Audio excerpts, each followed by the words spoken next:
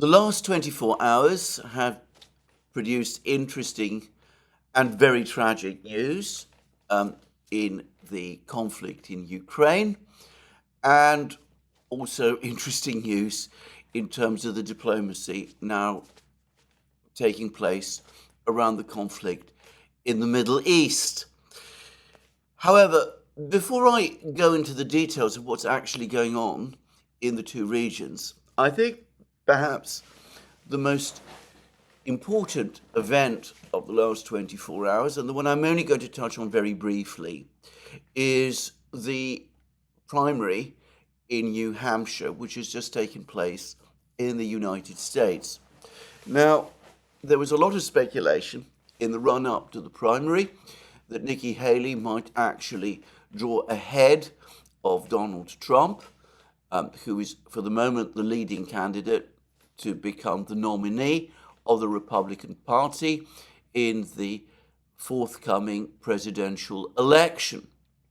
Well, in the event, Nikki Haley's challenge to Trump fizzled. He seems to have won a convincing victory in New Hampshire, even though I understand that by the unusual rules of that state, the independents and even Democrats can actually, through certain very simple administrative acts, make themselves eligible to vote in the primary.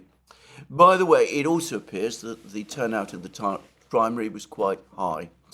Now, I am not going to pretend that I am an expert on American elections.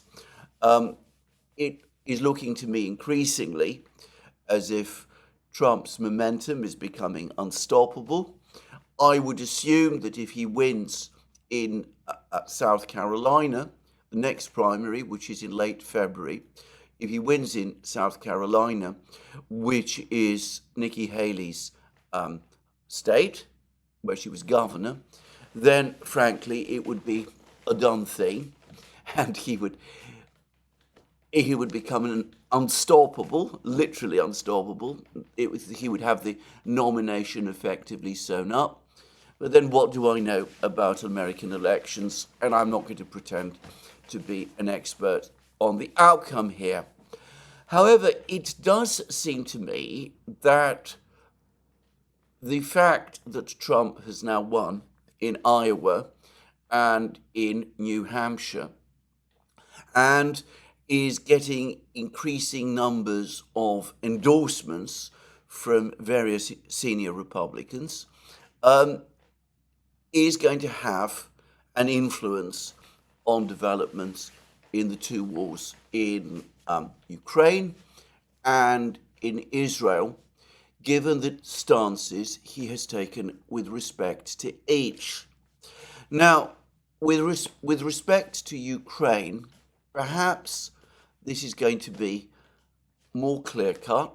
Again, I want to stress, I'm not an expert on American politics.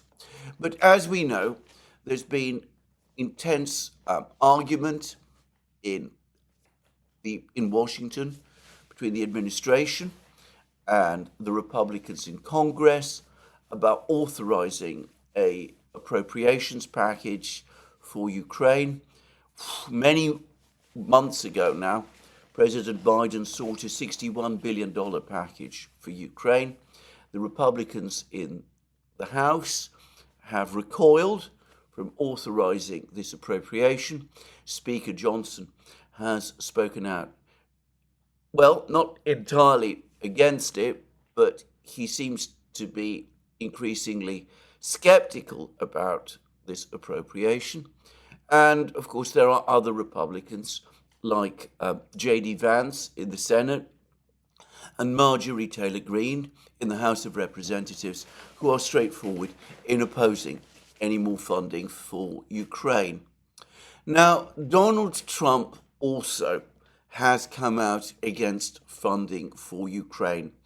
And given that there are, as I said, these negotiations, these discussions taking place between the administration and Congress, I would have thought, this is again more a guess than an assessment, but I would have thought that this is going to make his wins in Iowa and especially New Hampshire is going to make it more difficult now to get an appropriation for Ukraine.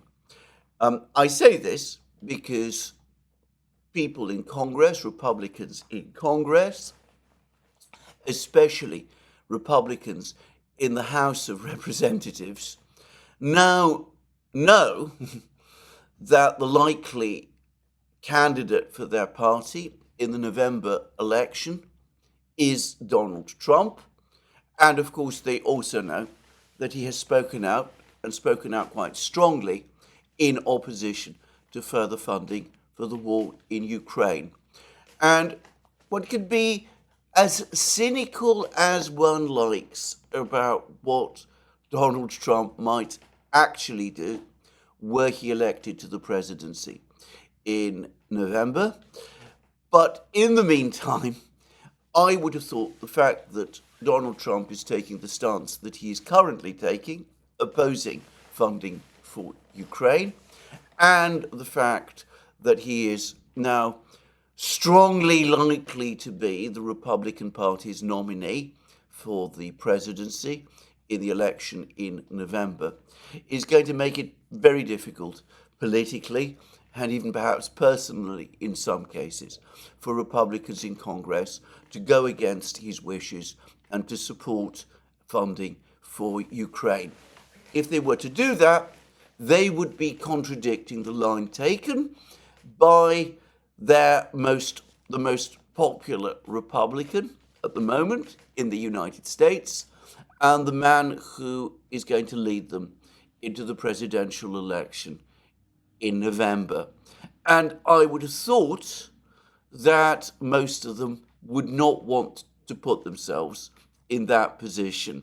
It might not look good to the Republican base.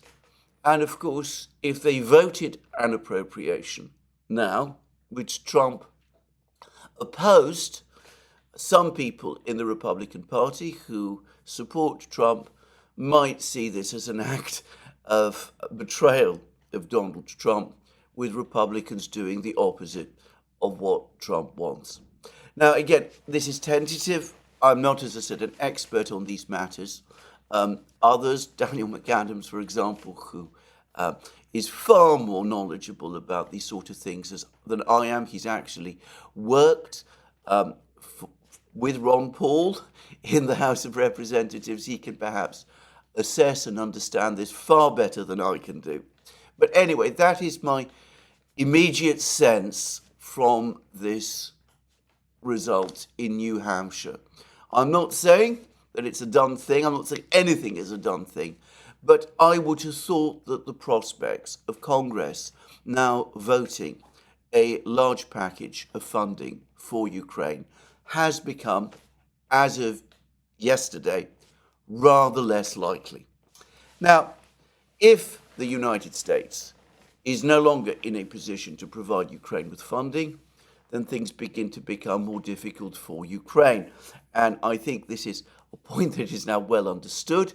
Again, there are reports, and these are very difficult reports to make sense of, but there are reports that several countries within the European Union have now come out firmly against any plan to seize Russian assets. They apparently all obtained legal advice, which tells them that this is an incredibly unwise and reckless thing to do.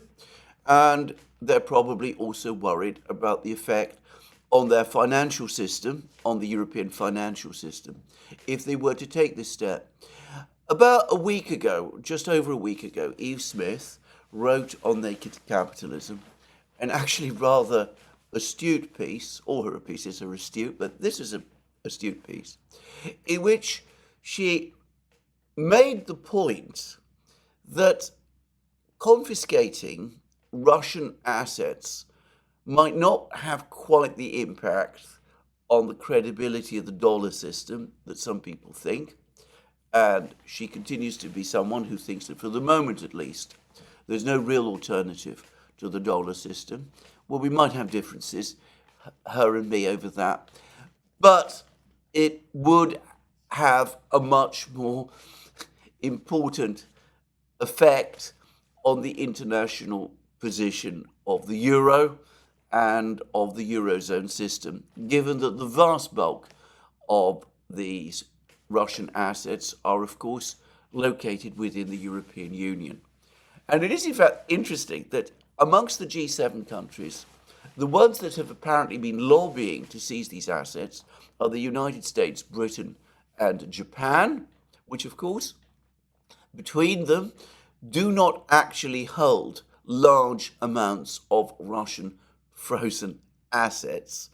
Whereas, of course, the opposition is coming from within Europe, where the decision would be made in the event that would have to be made to seize the assets, because that is where most of them are. So, well, we'll see. But again, I remember how in the run-up to the sanctions that were announced in February 2022, all sorts of false stories were spread in the media by the administration, rather downplaying the severity of the sanctions on Russia, which would be imposed.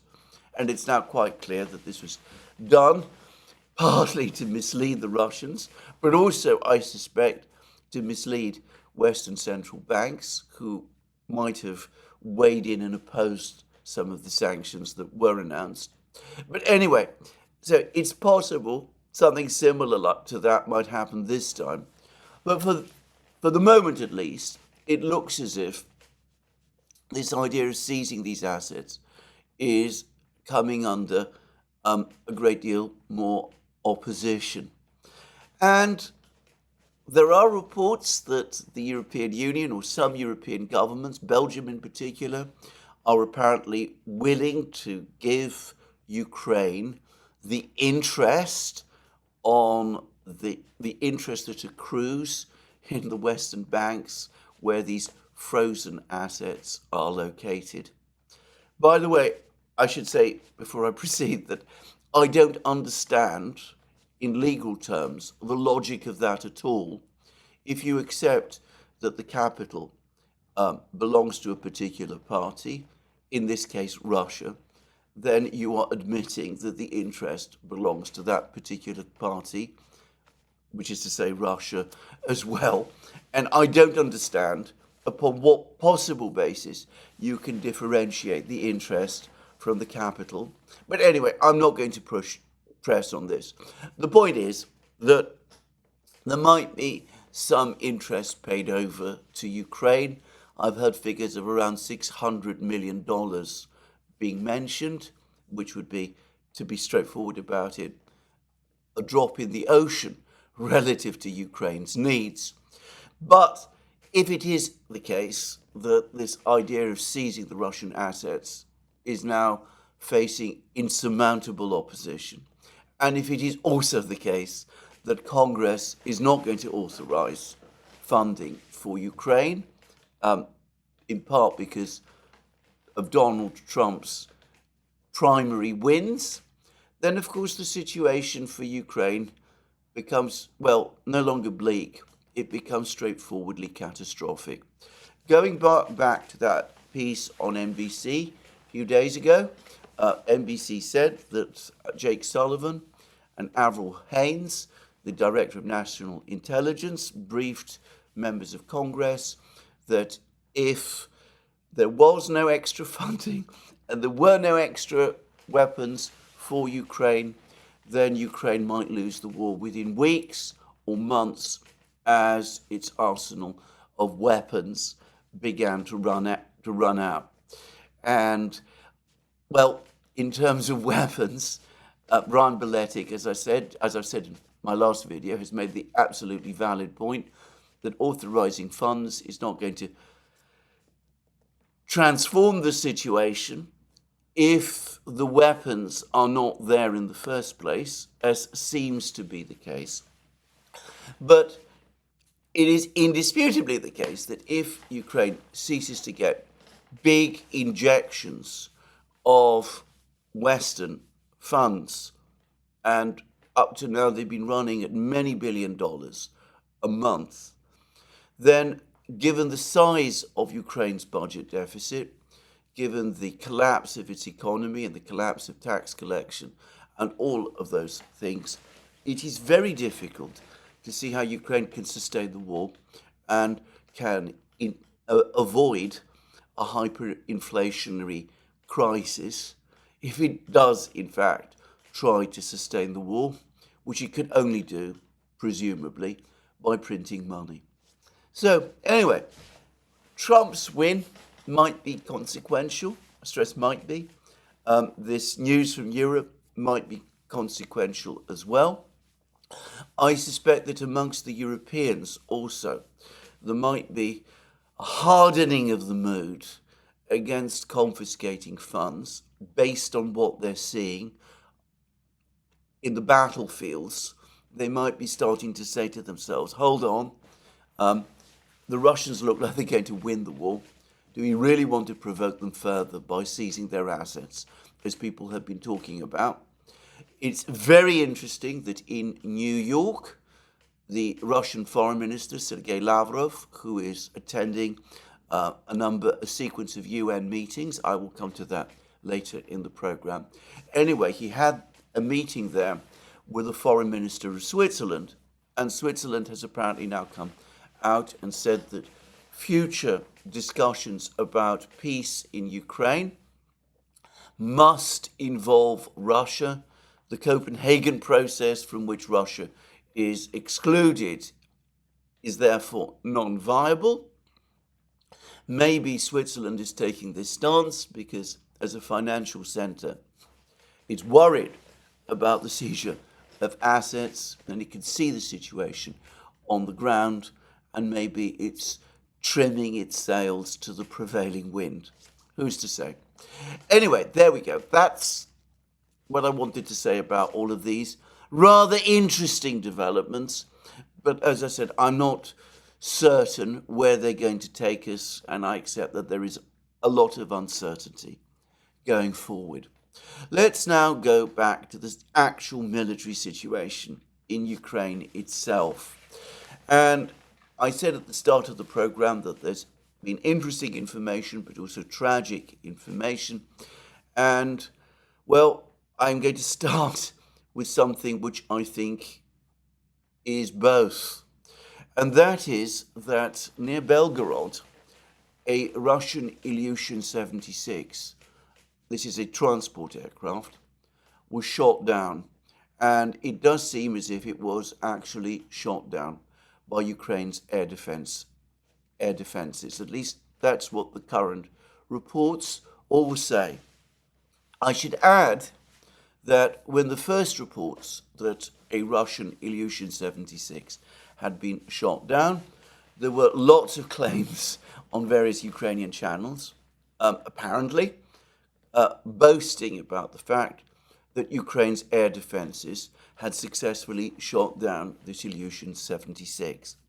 And the Speaker of the Duma, the lower house of Russia's parliament, Mr. Volodin, has now come forward, and he's basically made that same claim. He says that the Ilyushin was indeed brought down by missile strikes by Ukraine's air defenses. He was uncertain whether the missiles launched against this IL-76 were Patriot missiles or whether they were Iris-Ts. I don't think for this purpose that matters very, very much. For the record, I think it's more likely they were Iris-Ts. But anyway, that's, as I said, inconsequential in terms of what happened. But apparently 3 missiles were used. And now we come to the tragic part of the story, because it seems that this Ilyushin, which is a big transport aircraft, was heading to Belgorod with 60 Ukrainian prisoners of war, former soldiers, who were going to be exchanged with the Ukrainians in a prisoner of war exchange, presumably one negotiated by the United Nations Secretariat. So this has been a tragic affair because the Ukrainians shot down an aircraft, an Ilyushin, carrying their own soldiers. And 60 of these soldiers, who might have been alive and who might have been returned to their families, are now dead. And Volodin went on to say that there were actually 2 IL-76 aircraft involved in this incident. One was shot down. The other, on being notified of what was happening, turned round and went back and has survived. Now, apparently, the landscape around Belgorod is strewn with debris from this shot down aircraft. Now, I just mentioned the last point as a bit of tidying up of a loose end, because last week there were lots of reports and claims that Ukraine had shot down a Beriev A-50 AWACS aircraft over the Sea of Azov. And of course, the Beriev A-50 actually uses the same airframe as an IL-76. It is actually based on the IL-76. They are, to all intents and purposes, the same aircraft, but with the AWACS aircraft having large numbers of electronics and a control room and a huge antenna satellite disk above and all that kind of thing. And of course, as I pointed out, we've seen no signs of debris from this alleged Beriev A-50 shoot down, even though the Sea of Azov is very shallow, and one would expect to see debris floating in some places on the sea, but we've never seen anything like that. We have an abundance of debris from the shoot down of this particular Ilyushin. And just for the record, before I move on, I think what we've seen with this Ilyushin shoot down makes it more likely, even more likely, that the claim that Ukraine shot down a Beriev A-50 AWACS is wrong. But anyway, debris all over the fields where it was shot down, 60 dead Ukrainian soldiers.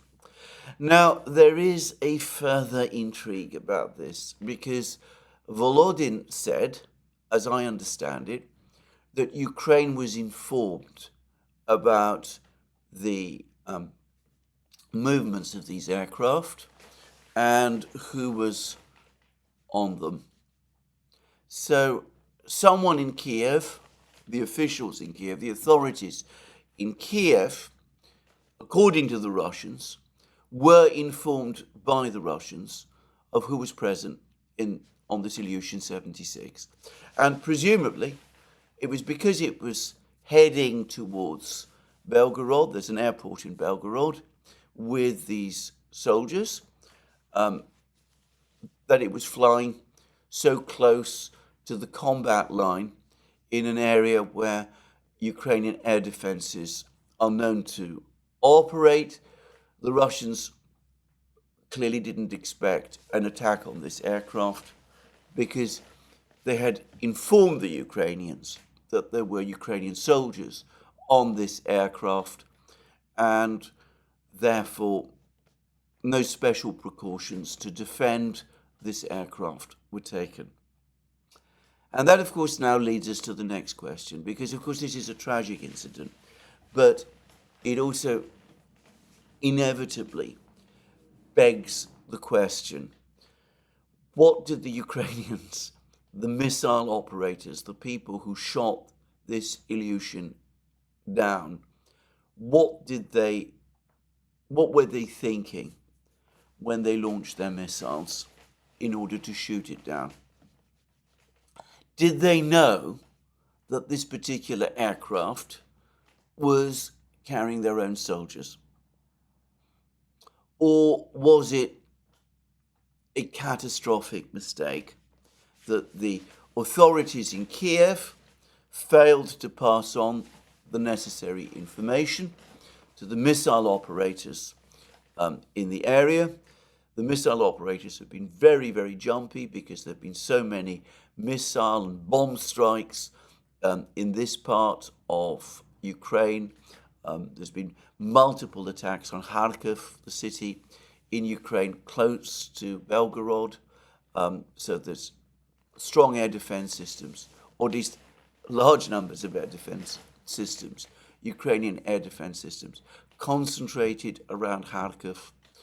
And the missile operators weren't properly informed about the fact that this Ilyushin was carrying their soldiers, and so they shot it down by mistake, thinking that it was just a Russian aircraft, which very conveniently had made itself very visible and had exposed itself to destruction in this way.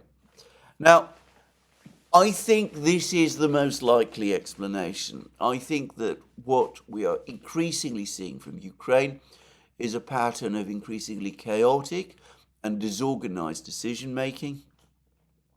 And I think that most probably the authorities in Kiev failed to pass on properly, to brief properly the missile operators, the air defense people in Kharkiv and in that area, and that it was because of this mistake, which, by the way, can always happen. Mistakes are not uncommon in war.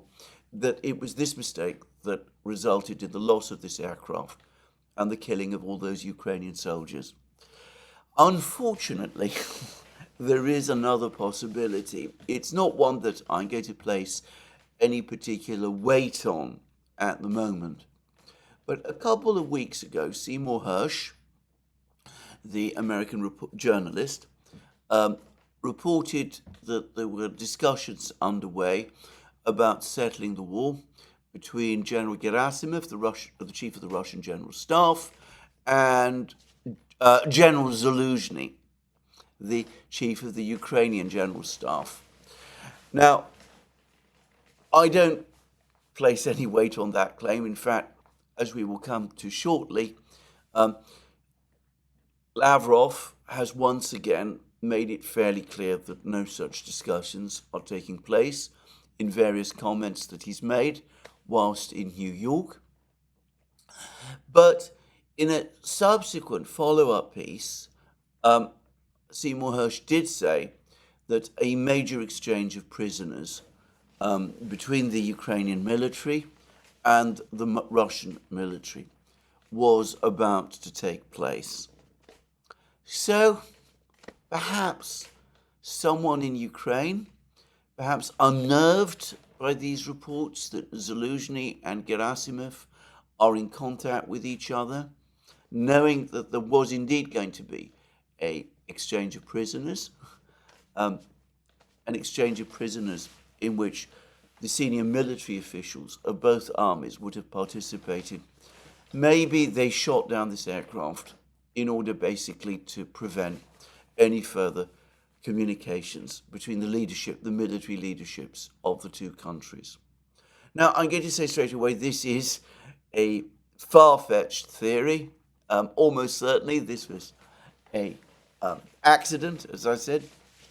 But given the very difficult and complex situation in Kiev, the intense infighting that is taking place there, the evidence of ruthlessness in the way in which various parties in Kiev are acting towards each other, the blowing up of one of Zaluzhny's aides with a grenade that he was given as a present on his birthday, the poisoning of Kirilo Budanov's wife, things like that.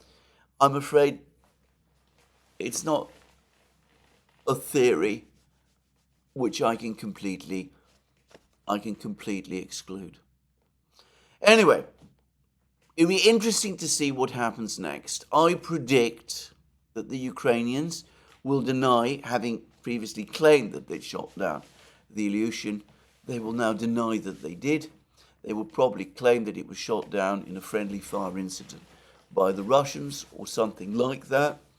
Or maybe they will say that the Russians did this on purpose, that they shot down their own aircraft with their own pilots, flown by their own pilots, in order to kill Ukrainians and to embarrass Ukraine in some way.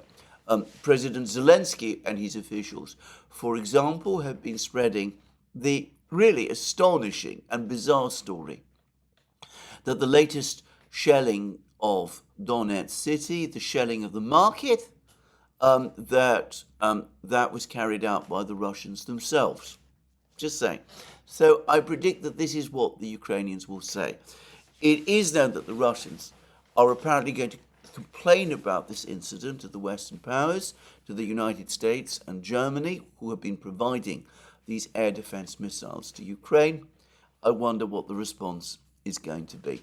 Anyway, a tragic incident, a very strange one, but nonetheless, an incident which I think does clarify certain things. Certainly military exchanges are still taking place.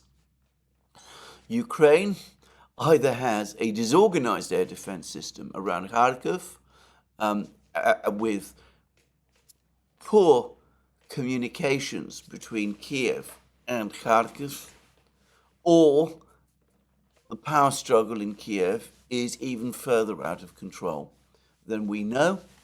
And last but not least, the fact that the debris is highly visible and strewn all over the ground makes it even less likely that Ukraine was actually successful in shooting down a Beriev A-50 AWACS aircraft, as they were claiming to have done last week. So, that's all I'm going to say about this incident for the moment. What is happening on the battlefields? Now, as sometimes happens, I remember this happened quite a lot during the Bakhmut fighting in early 2023. The fact that there is intense and to all appearances very important fighting going on in one particular place, which is to say Avdeyevka currently, what that means is that we're getting a great deal less information about what is going on other parts of the battlefronts. And again, it's important to stress that the fact that we're not getting information from other parts of the battlefronts, there's been less information over the last 24 hours about the fighting in Kupiansk and in the Liman area, where the Russians seem to be advancing. And there were reports that the Russians were advancing. And we're getting fewer reports also about the Russian advances in the Marinka area towards Georgievka and towards Novomikhailovka.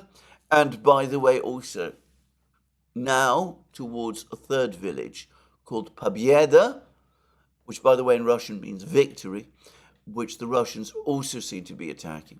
Because we're getting fewer reports from these places, I want to say again, it doesn't mean that there isn't intense fighting going on in these places. And I'm sure that there is very intense fighting still going on in the Bakhmut area. This, as I said, has been the bloodiest sector of the war by far ever since the autumn of 2022. And I suspect that the fighting there remains extremely intense, with the Russians gradually pushing towards Chasiv Yar and tightening their grip on Bogdanovka and potentially Ivanivska as well. But anyway, we're getting far less information about what is actually going on in these places, as all the interest now is concentrated on Avdeyevka. And we've had lots of reports. One report that came through yesterday spoke about the Ukrainians having launched a counterattack along the railway line leading to Ocherye, having pushed the Russians back some distance on the railway. I have to say, I've seen no evidence that this is actually true, and I wonder why. I wonder how consequential that is, even if it is true. As I said, there's been very heavy counter battles going on along the railway and in Stepovo. I've discussed this at length in many programs.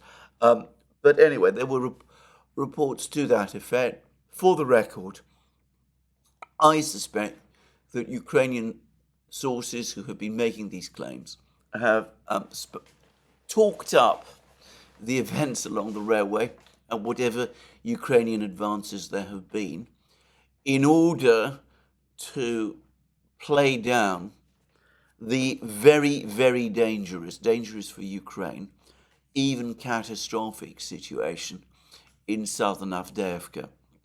Now, it is very difficult to get a clear picture of what is going on, but it seems that the Russians are consolidating control of all of the territory in southern Avdeyevka that they have captured over the last couple of days. And this despite the fact that apparently the Ukrainians have been launching what might be called desperate counterattacks in this area to try to push the Russians back. There is intense fighting going on, and there's been reports that several Bradley infantry fighting vehicles have been destroyed in this fighting. Not a single evidence, not a single picture or photo has appeared to confirm that. And there was even one claim, an extraordinary, astonishing claim, which I saw on the Military Summary channel, that Ukrainian losses in these counterattacks amount to a whole battalion. That would be, well, between 300 and 500 men. That the Ukrainians have lost an entire battalion over the course of these counterattacks. Now, again, there is no independent corroboration of this. And let me repeat a point that I was making in my programs yesterday. In their daily intelligence briefings, the Russian Defense Ministry are providing no information about the situation in Avdeyevka at all. They've not spoken about Russian advances in Avdeyevka. They've not given any estimates for Ukrainian losses in Avdeyevka. Perhaps on Friday, when the Russians tend to do a summing up of the events of the week, they might provide us, the Russian Defense Ministry might provide us with some information. But at the moment, we have no real data, no data from the Russians, and certainly none from the Ukrainians, that could give us any true sense about the extent of the actual fighting. However, if it is the case that hundreds of Ukrainian soldiers have either been killed or wounded in these counterattacks, it perhaps shows how desperate the situation for the Ukrainians is becoming, and also the extreme lengths they're prepared to take in order to try to either control, contain, or reverse the situation. And one suspects that in Kiev, over and above and on top of all of the infighting and quarreling between Zaluzhny and Zelensky, Zelensky's attempts to sack Zaluzhny, put Budanov in his place, all that kind of thing. On top of all of that, there's probably fierce arguments and recriminations about the situation in Avdeyevka. All of the various parties to the conflicts in Kiev are probably blaming each other for what has happened. They're all probably trying to, well, they're piling on orders to the military chiefs in Avdeyevka to try to reverse the situation insofar as is possible, to spare no men or lives trying to reverse the situation. And anyway, the attacks, if they're as big as they are, suggest that Avdeyevka is indeed perceived as a crisis in Kiev as well, and that's why all the stops now are being pulled out. Anyway, one thing, all of the reports, and we're getting these reports essentially from the Russians, but there is some dribbles of confirmation from the Ukrainians as well. All reports agree on one thing. Up to now, up to this point, all Ukrainian counterattacks to try to reverse the Russian gains in southern Avdeyevka over the last few days have failed. And the fact that the Ukrainians are having to concentrate more and more of their limited assets, their men and machines, to try to reverse the outcome of the situation in southern Avdeyevka does appear to be opening up possibilities for the Russians to advance in other places. There's been reports that they're continuing to push towards central Avdeyevka from the village of Kamienka. All kinds of things like this seem to be going on. Though, as I said again, it is very difficult to get a clear picture. Now, there are some other claims. The Military Summary Channel summed them up, I thought, quite well, but you can find reports of them in other places. There are claims that the Russian advance in southern Avdeyevka was so fast that quite a large number of Ukrainian troops have been encircled in southern Avdeyevka or in the suburbs, in the areas just outside it, encircled by the Russians in small pockets, that there is in effect micro cauldrons being created in this area. And supposedly, and this is pure, these are claims, these are not even reports so far, but supposedly some Ukrainian officers, some rather senior Ukrainian officers, have also been trapped in some of these micro cauldrons. Now, as to the last, I am a little skeptical. I can remember that at a much earlier stage in the battle, there were reports that the entire command staff of the Ukrainian forces in Avdeyevka had been withdrawn from Avdeyevka, a fact that caused bitter complaint from some of the Ukrainian soldiers left to defend Avdeyevka, who were complaining that they had been abandoned by their commanders. And there were reports, in fact, only yesterday, that the headquarters of the 110th Brigade, the force which is the main one defending southern Avdeyevka, has been pulled back quite a long distance, in fact, to a town some way to the west of Avdeyevka, between Avdeyevka and the larger town of Pokrovsk, and that the Russians, in fact, discovered the location of this headquarters and launched a missile attack with an Iskander-M missile, a missile attack on this headquarters, and killed 16 Ukrainian soldiers in this missile attack. And, by the way, there were complaints on parts of the internet, which appeared to come from Ukrainian sources, about lapses in security, about the fact that the Russians had been able to locate this headquarters so that they could launch a missile strike against it. That missile strike, by the way, must have been carried out in conjunction with the advance on Avdeyevka itself and would have been part of the same operation.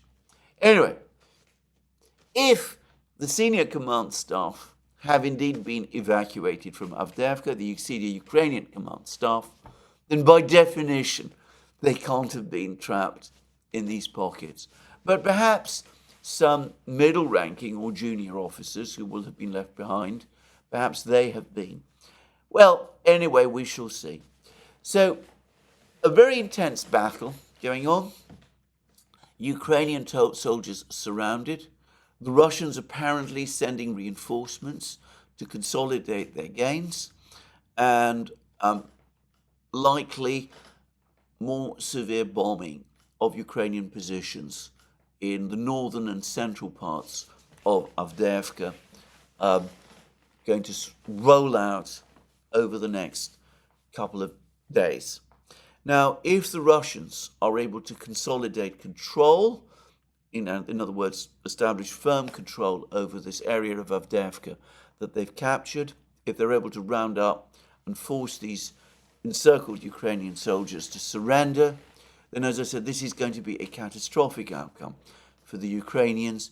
It would seem to me, given that the Russians now hold all the high ground and are based within Avdeyevka itself, that they would have a clear pathway to capturing the remainder of this town. It might still take several weeks to do, but we would certainly not be looking at months of intense fighting. And probably sometime in February, we would get the news that Avdeyevka had fallen, with all the massive problems that would cause for Ukraine. Anyway, that's the main news from the battlefronts. As I said, I'm sure lots of things are happening elsewhere on the battlefronts. By the way, those reports that I spoke about yesterday, that Tupolev F-22M3s were in the air and were about to launch big KH-22 or 32 missiles. It turns out that they were not true, but it's likely we will get more Russian missile attacks over the next few days.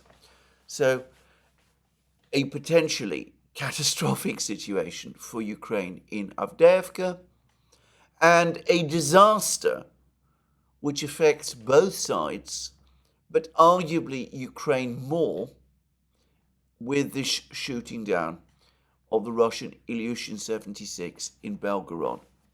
I would add that if people in Ukraine, the families of soldiers in Ukraine, who are now in Russian captivity, are convinced, do come to believe, that that IL76 was indeed shot down by Ukrainian air defenses, then given the state of morale in Ukraine, given the growing anger amongst the families of soldiers, I suspect that will notch up the temperature, increase that anger, well, several degrees further. Anyway, that is the situation, so far as I can tell, on the battlefronts.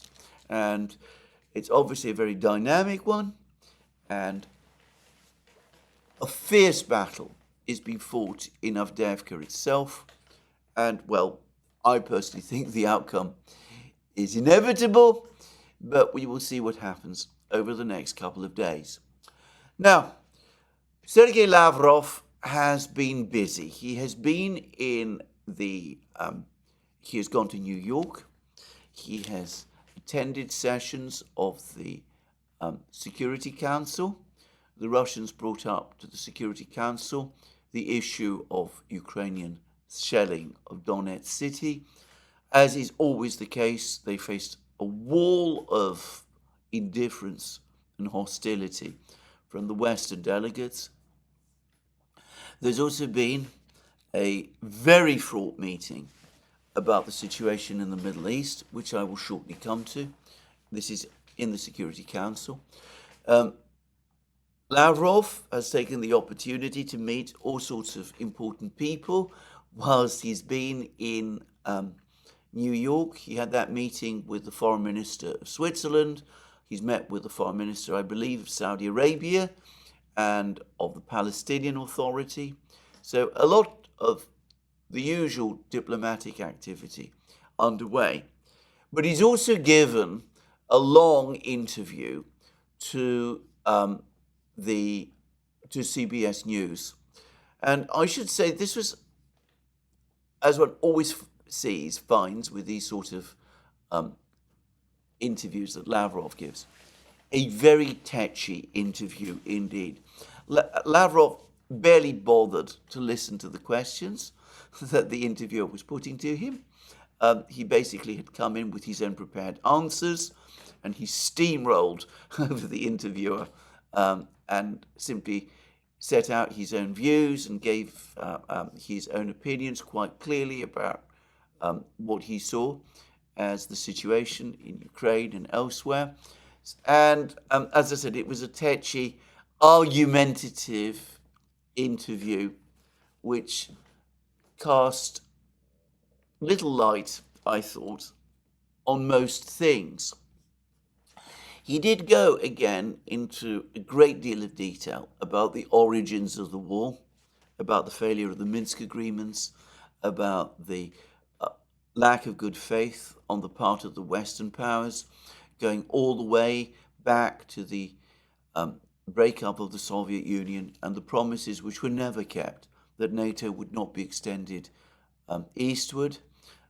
He discussed all of that. The interviewer from CBS seemed, as one might expect, completely uninterested and unwilling to engage with Lavrov on any one of those issues.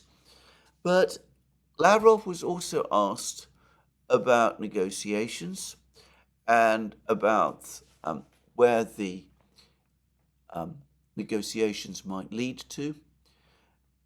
And, well, I'm going to just read out the relevant sections.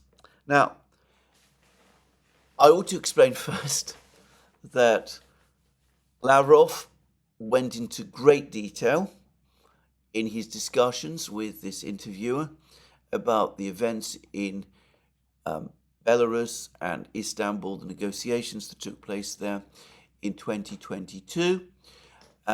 He said that the Russians had been very serious about engaging with negotiations.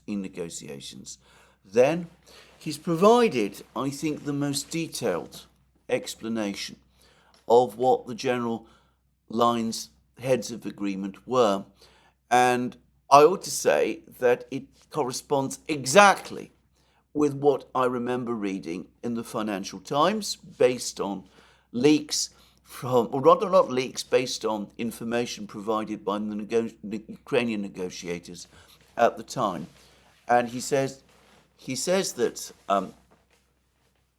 the agreement, it was no NATO, no military blocks, no military bases on Ukrainian soil, no military games, he means war games, exercises, military exercises on Ukrainian soil, unless all the guarantee countries agreed.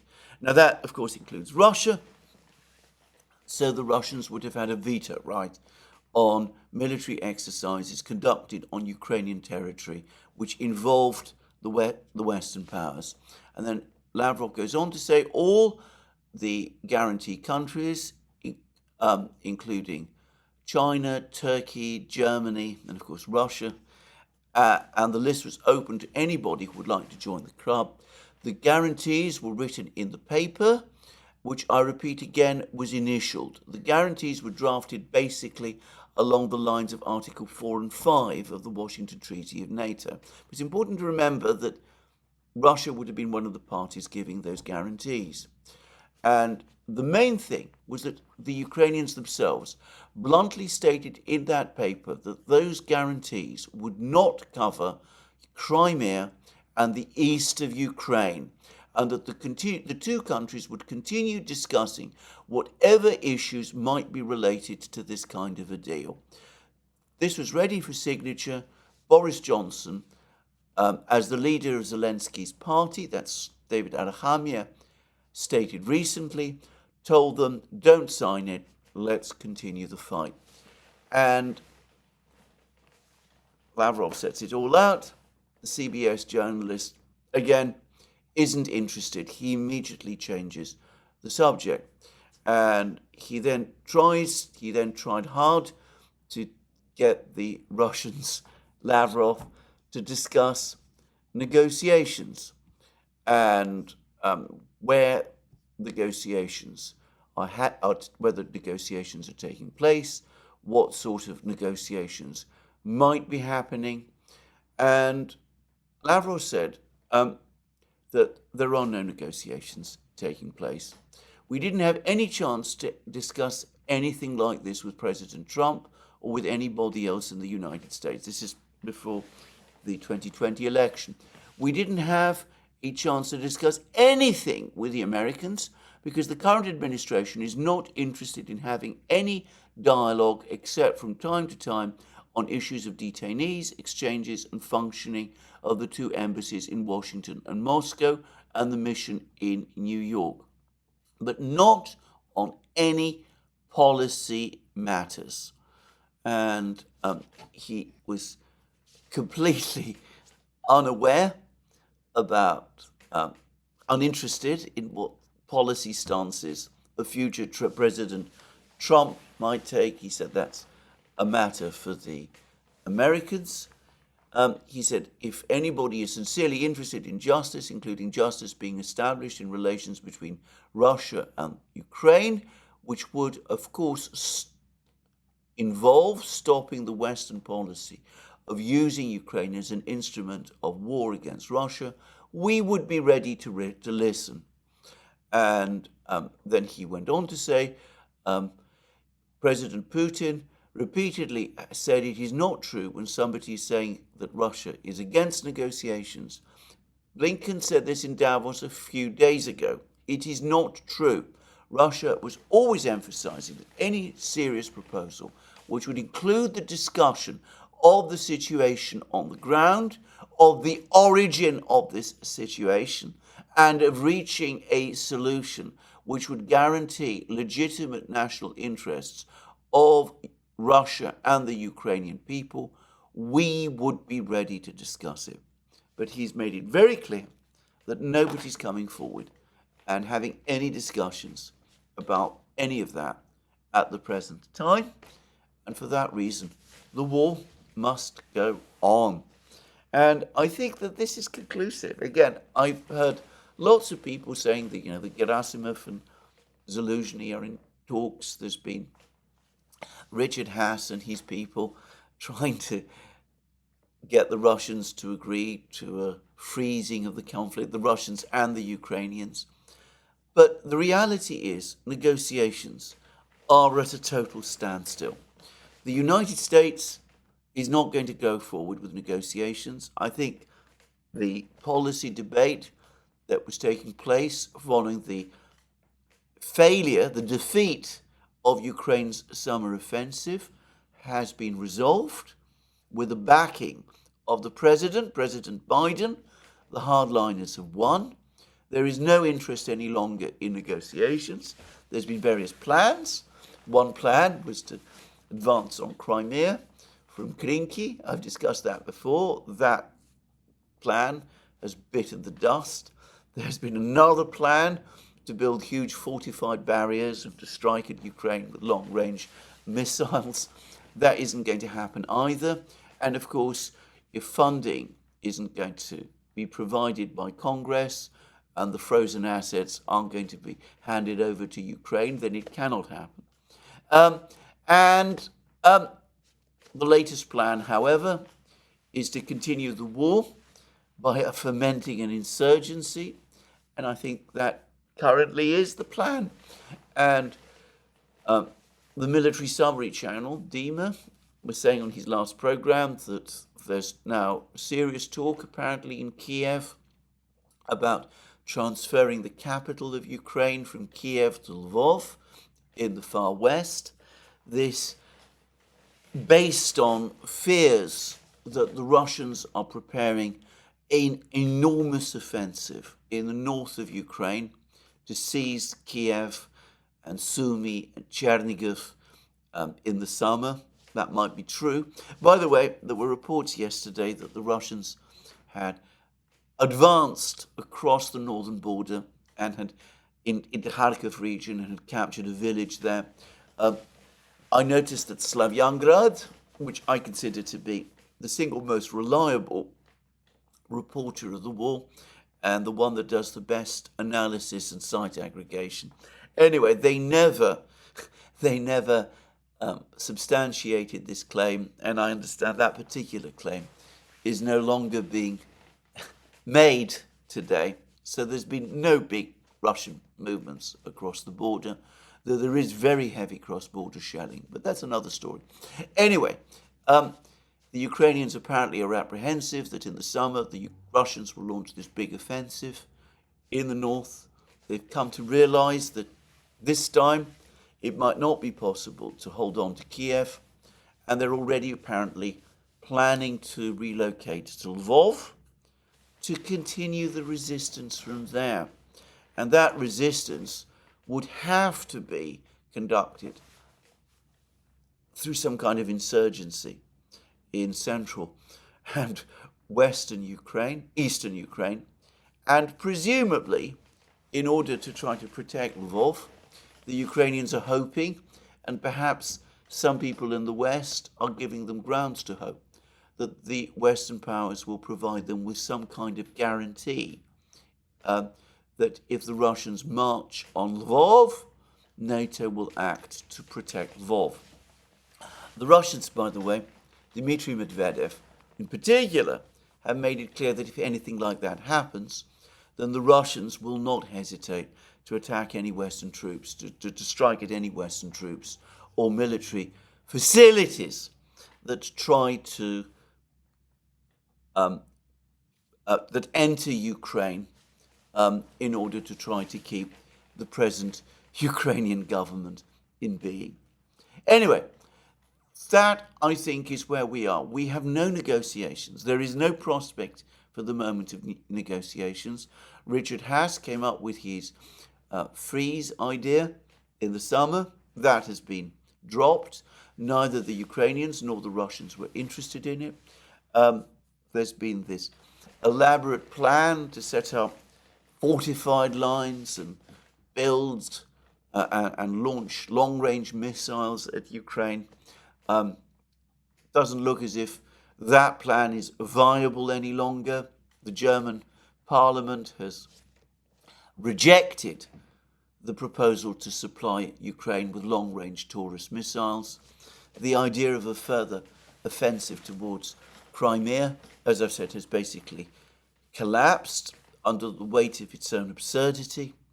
So we're basically left now with this idea of an unending war, an insurgency war, a government perhaps relocated to Lvov, conceivably a government in exile continuing to wage the war on Russia from there and continuing to be recognized by the West as the government of Ukraine.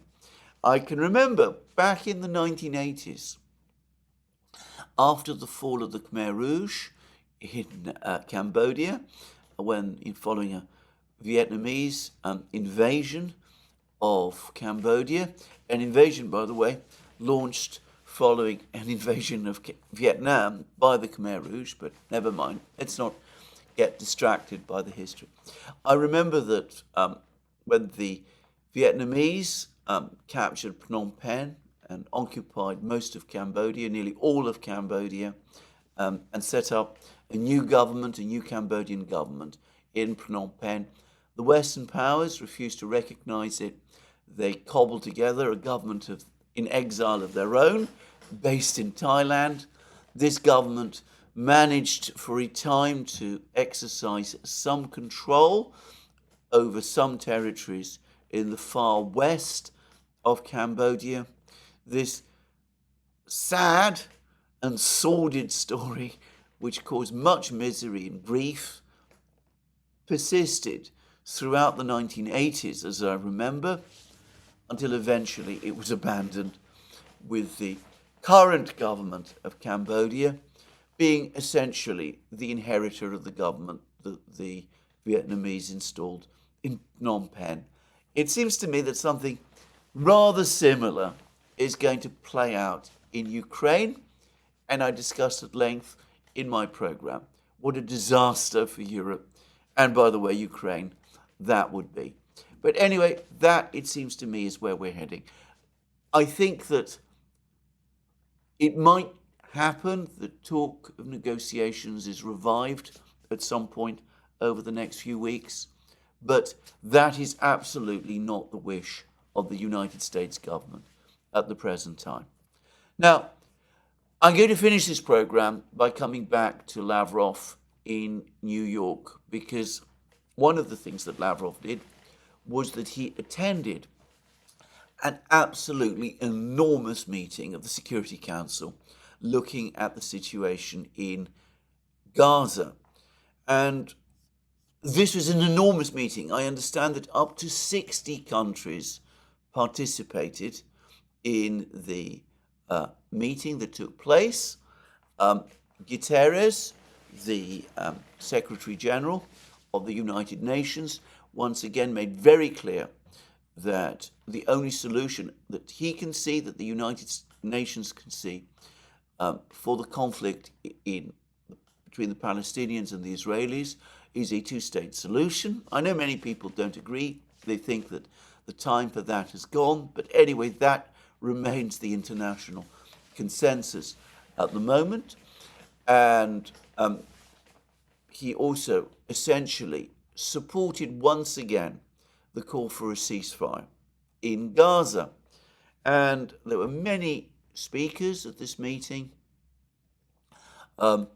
more than 60 speakers, including, I'm taking this on the UN website, including many ministers who discussed the need for a humanitarian ceasefire, the urgency with which to scale up aid, the importance of pursuing a two-state solution, and the imperative to avoid further regional escalation. And I've discussed the latter at length, the fact that there's a crisis now brewing between the United States and Iran, and there's all the missile strikes, the US and Western missile strikes on the Houthis in Yemen. And by the way, I understand, though I haven't been able to find the report, that there was a Security Council discussion about the Yemen situation as well. But anyway, the thing that came across very clearly to me is that the United States has now become isolated in the face of an overwhelming consensus supporting a ceasefire in Gaza. Now, all sorts of countries that historically have been friendly to the United States, like, for example, Slovenia, Switzerland, Ecuador, they all seem to support the need for a ceasefire. France as well, by the way. The French ambassador made a swipe at the Russians, but ultimately she too came out and supported a ceasefire. She too supported a Palestinian state. She condemned violence towards Palestinians, particularly by extremist settlers, and that international law applies to everyone. That's what she said. And Slovenia also, as I said, spoke out, Switzerland, all of these countries spoke out strongly in support of a ceasefire. As far as I can tell, the only three countries spoke out against it. One was Israel itself, which described the demand for a ceasefire as shocking. Well, that's the Israeli position. The other was the United States, and the third was Britain. 60 countries attend the Security Council. They make clear their view. Only, as I said, 3 countries oppose, and those 3 countries, it seems to me, are becoming increasingly isolated. Now, I wonder to what extent this can continue for, how much longer this can continue. Even I see Japan is now essentially distancing itself from the United States on these questions. Well, we will see. But this Security Council meeting, which was, I think, the primary reason why Lavrov chose to go to New York. I mean, he had other reasons to go to New York, but his principal reason for going to New York was that he himself could directly participate in the Security Council meeting, where he spoke, by the way, very critically about the stance taken by the United States and how this has, in effect, prolonged the conflict in Gaza. Well, I construe this Security Council meeting as another step, not just to isolate the United States, but to bring down the weight of global opinion down upon it. We're going to have an Arab peace plan proposed at some point within the next couple of days.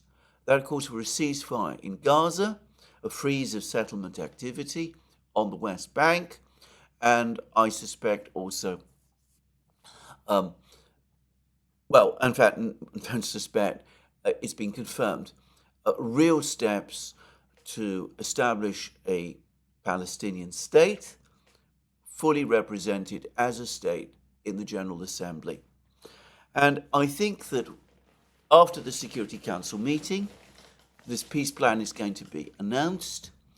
I think that if the Israelis reject this peace plan, which I'm sure they will, and if the United States backs them in doing so, then this is what I suspect will happen. I suspect the Arab states will take their peace plan to the General Assembly.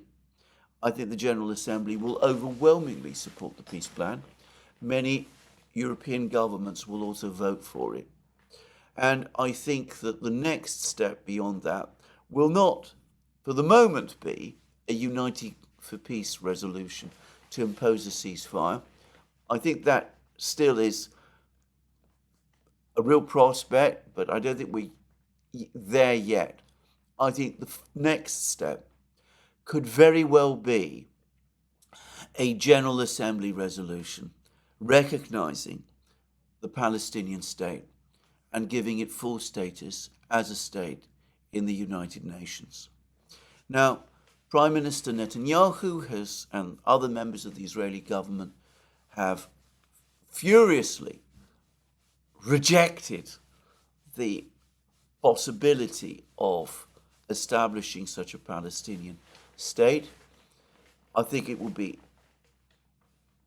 a significant diplomatic blow for them if such a state is indeed not just recognized, but given full representation as a state in the General Assembly with voting rights.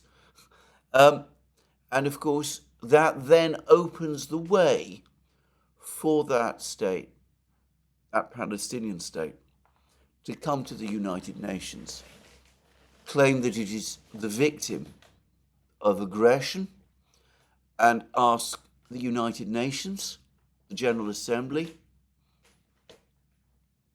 and of course the Security Council, to take action under the UN Charter to protect it. That, I suspect, is the game plan. And of course, if there is a favourable decision from the International Court of Justice, we don't know that there will be, but presumably a decision will be made at some point. Oh, well, of course, that will give extra force to these particular diplomatic moves. Now, what happens then? I think we will have to wait and see. I don't want to get too far ahead. As I said, I'm reading tea leaves for the moment. We'll see how things turn out. But I suspect that this is where all this is heading. And of course, if there is a wider conflict in the Middle East, and delegate after delegate, minister after minister, who attended the Security Council meeting that I've just been discussing, made it very clear that pretty much all the states in the region and pretty much everybody around the world does not want to see a further escalation of the conflict in the Middle East. But if that does happen, if we start to see American strikes on Iran and that kind of thing, then I think this whole process that we've been talking about will, if anything, be further accelerated. Anyway, that's where we are. That's my reading of this rather complex and really actually extraordinary Security Council meeting, the most heavily attended, to my knowledge, of any meetings on in the Security Council on the Gaza situation, on the Middle East situation up to this point. We will see where we go from here. Anyway, that's me for today. More from me soon. Let me remind you again that you can find all our programs on our various platforms, Locals, Rumble, X. You can also support our work via Patreon and Subscribestar. Links under this video. Remember that you can also go to our shop, buy yourself the amazing things that you will find there, magic mugs, hats, hoodies, t-shirts, sweatshirts, all those great things. And last but not least, if you've liked this video, please remember to tick the like button and to check your subscription to this channel. A lot more news, I suspect, coming over the next few days. We will see what is actually happening in Avdeyevka and how this disaster with the IL76 plays out, and how the Ukrainians and their embarrassed sponsors in the West respond, and what new narrative in connection with this incident they're going to try to spin. Well, thank you again for joining me. More from me soon. Have a very good day.